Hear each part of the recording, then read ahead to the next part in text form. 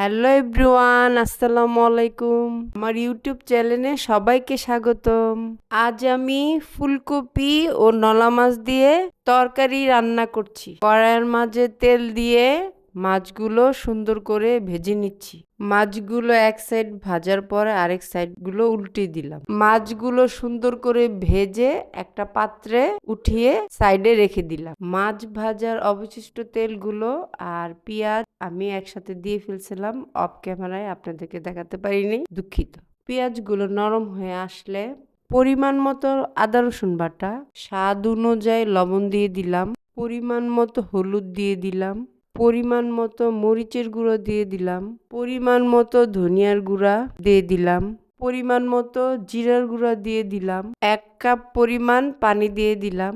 তারপর নাড়াচাড়া দিয়ে মশলাগুলো সুন্দর করে কষিয়ে নিলাম। মশলাগুলো কষানোর পরে আমি ফুলকপি আলুগুলো মশলার উপরে ছেড়ে দিলাম। কপি আর আলুগুলো ভালো করে নেড়ে চেড়ে নিলাম যাতে মশলাগুলো তরকারির ভিতরে ভালো করে ঢুকে। তারপর আমি ঢাকনা দিয়ে সুন্দর করে ঢেকে দিলাম।